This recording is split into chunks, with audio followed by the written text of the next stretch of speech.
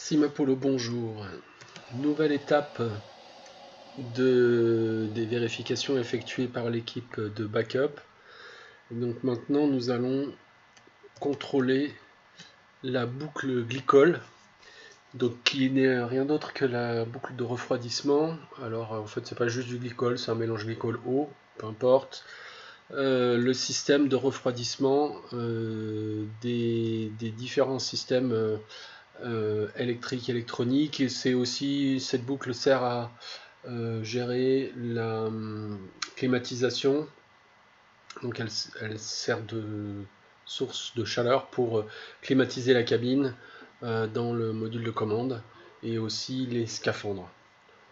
Bon, je ne vais pas rentrer dans le détail du fonctionnement de cette boucle, à savoir que en fait il y en a deux, encore de la redondance, une boucle primaire qui dispose de deux pompes et qui refroidit tous les systèmes.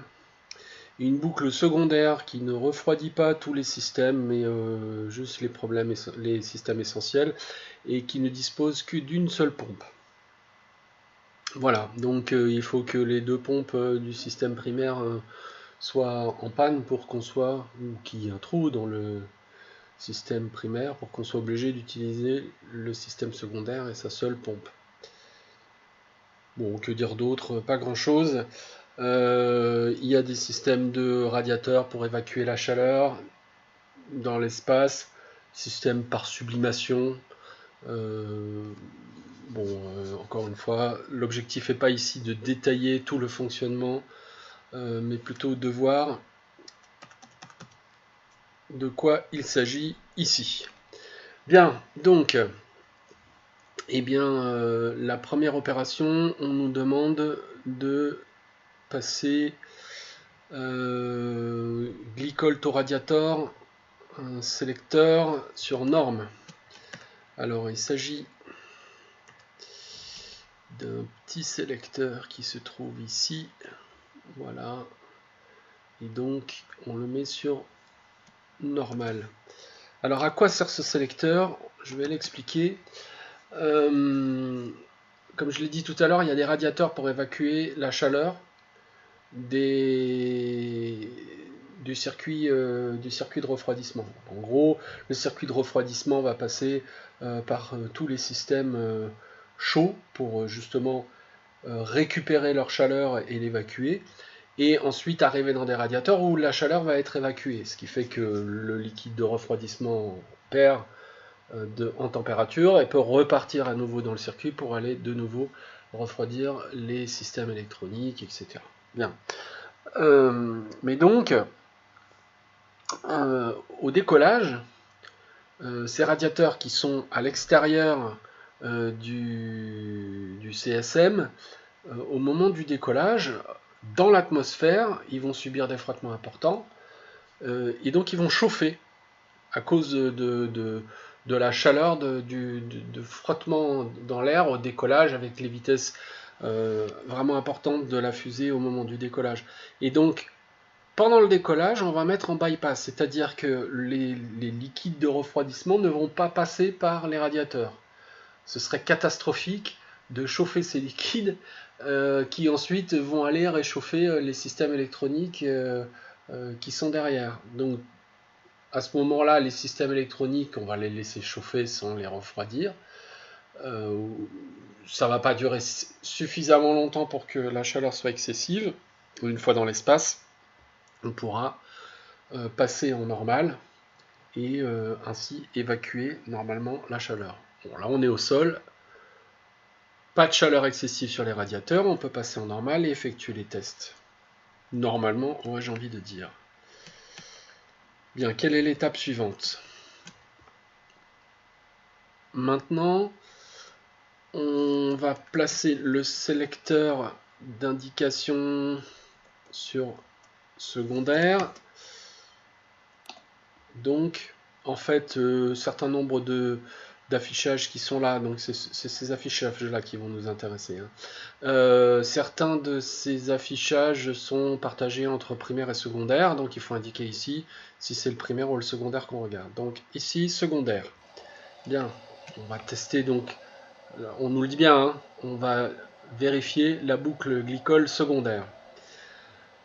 Ensuite, sec cool pump AC1. Donc la pompe, on a dit qu'il n'y en avait qu'une sur le circuit secondaire. On la branche sur l'alimentation alternative 1, AC1. Et donc on la met en route. Donc là, on active la boucle secondaire. Et ensuite, on va vérifier toute une série de paramètres sur cette boucle. Alors bon, faisons-le rapidement. Rad sec in temp. On va pas vérifier si les valeurs sont correctes. Si elles ne l'étaient pas, il y aurait probablement une réparation à faire, qu'on ne pourra pas simuler. Et en réalité, tout va être OK.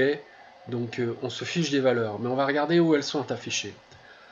Donc là, c'est la température d'entrée dans le radiateur secondaire. Donc ECS radiateur température. Et donc là, ici, on a 3 températures. Inlet, outlet et outlet. Donc en entrée, en sortie et en sortie. L'entrée, c'est primaire, secondaire, c'est indiqué ici. Donc entrée primaire ici. Ensuite, la température de sortie secondaire ici, outlet, secondaire. Voilà comment ça se lit. Donc température entrée primaire, secondaire, entrée secondaire, sortie secondaire. Ensuite, la température d'évaporation en sortie. Donc gli évap prime secondaire. Donc ici c'est, qu'est-ce qu'on nous demande de vérifier? La température. Donc la température gli évap, elle est là. Gli évap temp.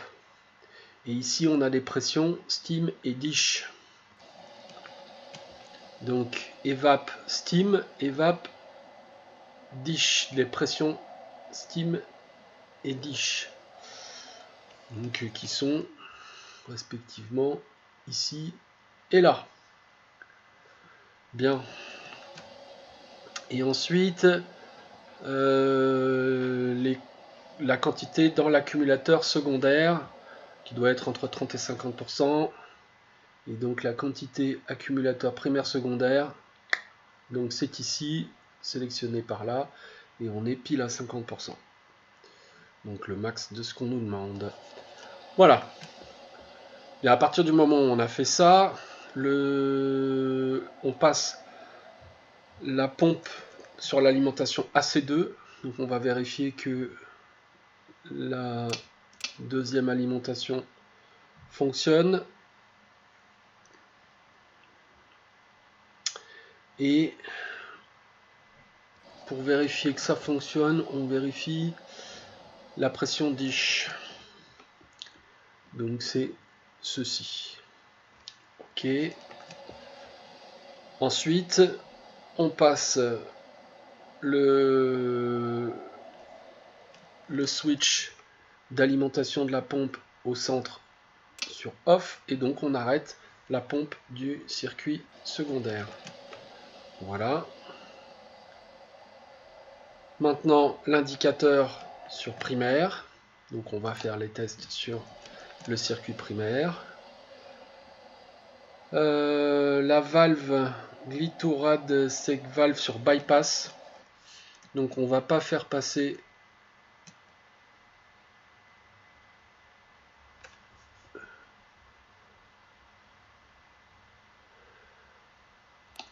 ici, on coupe, voilà.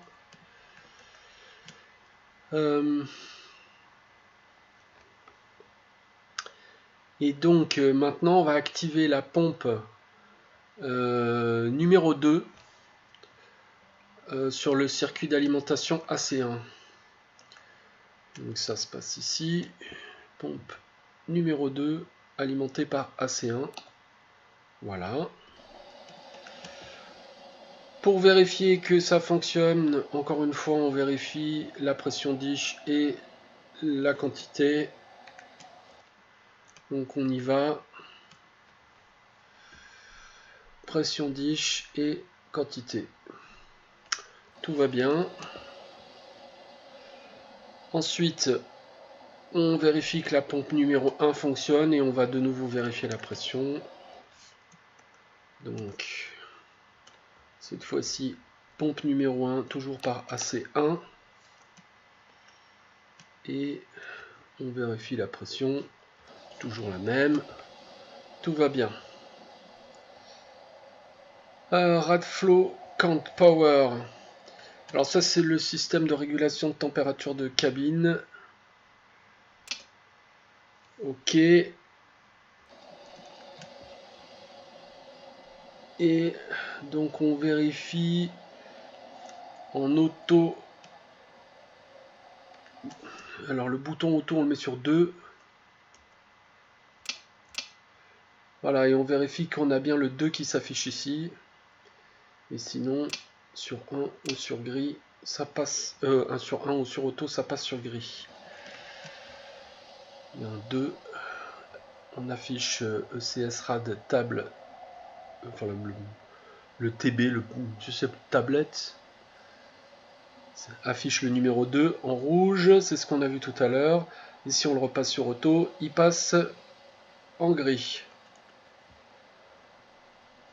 On remet sur off le régulateur.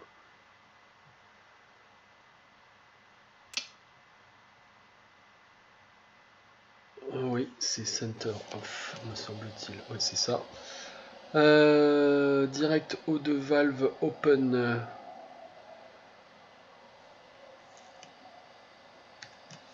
Sur le panneau numéro 7. Ah oui.